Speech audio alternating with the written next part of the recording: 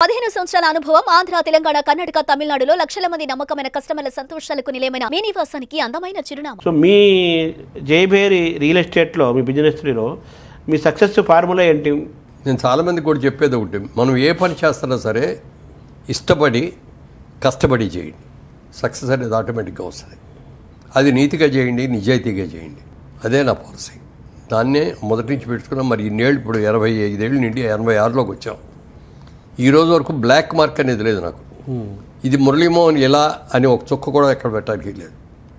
It's my life is a white paper. So మీరు ఏ cinema చేసినా, వ్యాపారం చేసినా, ఏది చేసినా దాన్ని ఇష్టపడాలి, దానికోసం కష్టపడాలి.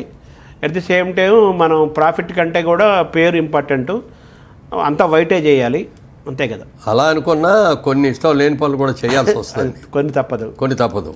ఆ కొన్ని తప్పదులాట్లో ఆ రాజకీయం. అసలు రాజకీయం మీద, పాలిటిక్స్ మీద ఇంట్రెస్ట్ లేదని. అవును.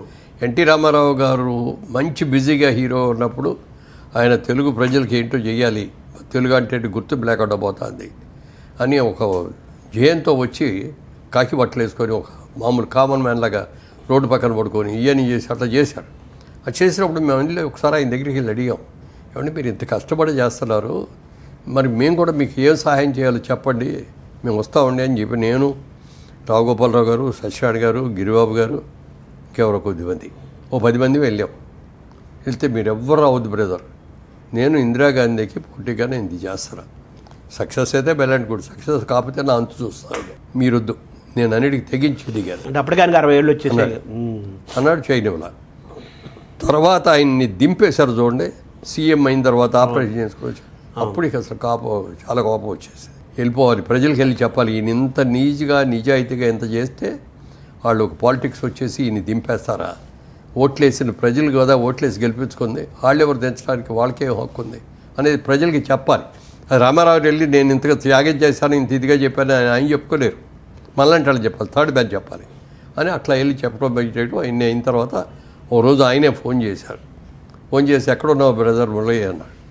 సరే అప్పుడు చెన్నైలోనే ఉంది ఇండస్ట్రీ, మెడ్రాస్లో ఉన్నానండి అన్న. రేపు మార్నింగ్ ఒకసారి హైదరాబాద్ వస్తావా అన్నారు. వస్తాను సార్ అన్న. మార్నింగ్ వచ్చాను, వెళ్ళాను, వెళ్ళగానే పైకి పిలిచాను.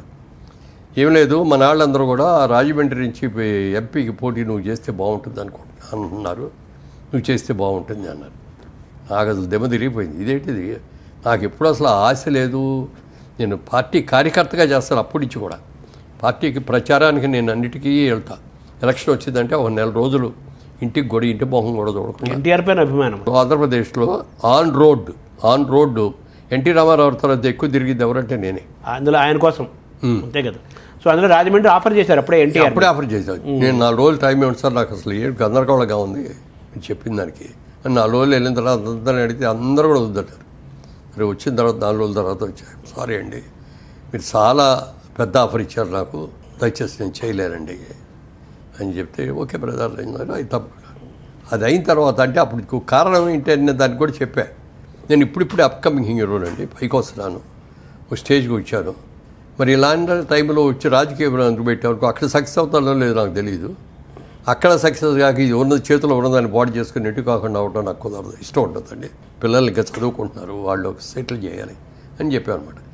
తర్వాత చంద్రబాబు నాయుడు గారు పిలిచి అన్నీ అయిపోయినాయి, ఇప్పుడు అన్నీ బాగానే చేసావు, పిల్లలు పెళ్ళిళ్ళు అయిపోయినాయి, సెటిల్ అయిపోయావు రా అన్నాడు. నాకు వద్దండి, వస్తే ఇంట్రెస్ట్ ఉంటే అప్పుడే వచ్చేవాడు కదా అన్న.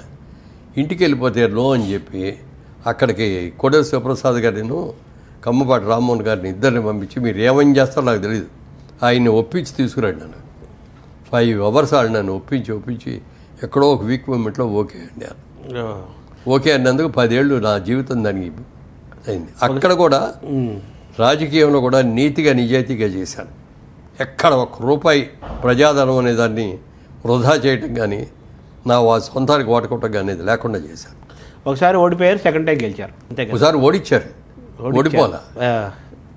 ఓడిపోలా ప్రజలు గెలిపించారు, నాయకులు ఓడించారు. సెకండ్ టైం గెలిచారు. సెకండ్ టైం అదే 10. అప్పుడు ఫస్ట్ టైం ఓడిపోయినప్పుడు కూడా 1700 ఓట్లతో. అప్పుడు ఏమయ్యో 3 కారణాలు అందులో. ఒకటి నేను, రెండోది కృష్ణరాజు గారు, ఇద్దరు ఒకే కాన్స్టిట్యూన్సీలో పోటీ. మూడోది ఉండవల్లి అరుణ్ కుమార్ గారు, ముగ్గురు పోటీ. ఓటు చీలిక అయింది. సినిమాదేమో మా ఇద్దరికి డివైడ్ అయ్యింది. ఆయనకుండే ఓటు ఆయనకు వచ్చింది, అయినా కూడా నేనే గెలిచాను. టీవీలో అనౌన్స్మెంట్ కూడా వచ్చేసింది గెలిచానని. కృష్ణరాజు గారి కంటే 1,00,000 ఓట్లు ఎక్కువ వచ్చినాయి నాకు. అప్పుడు మేనేజ్ చేశాను, మ్యానిపులేట్ చేశాను.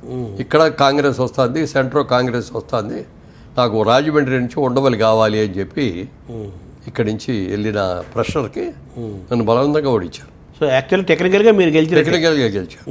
అప్పుడు నాకు పట్టుదల పెరిగింది. ఎక్కడ ఏ విభాగంలోనూ మనం ఫెయిల్ అవ్వలేదు, సక్సెస్ అయ్యాం. ఇన్నిదిగా మనం సక్సెస్ అవ్వాలి, ఎక్కడ పోగొట్టుకున్నాం అక్కడే వెతుక్కోవాలి తప్ప అని చెప్పి అక్కడే ఉండి 5 ఏళ్ళు ఓడిపోయాక కూడా పని చేసి మళ్ళీ గెలిచి అయిన తర్వాత 5 ఏళ్ళు కూడా శుభ్రంగా చాలా బాగా చేసి తర్వాత చంద్రబాబు నాయుడు గారి దగ్గరికి వెళ్ళి, సార్ మీరు అన్నదానికి నేను చేశాను, ఇది చాలు, నన్ను వదిలేయండి అని చెప్పి నాకు నేనే వద్దనుకొని వచ్చేసాను. సార్ మీకు టీటీడీ చైర్మన్ కావాలనేది, వెంకటేశ్వర స్వామికి సేవ అందించాలనేది ఒక పెద్ద కోరిక.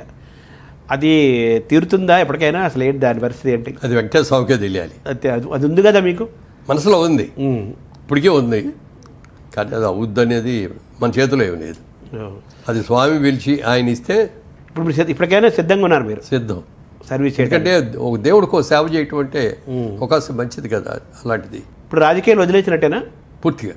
వ్యాపారము, సినిమాలు మళ్ళీ. సుమన్ టీవీలో మీ పర్సనల్ అండ్ బిజినెస్ ప్రమోషన్స్ కోసం కింది నెంబర్కి కాంటాక్ట్ చేయండి.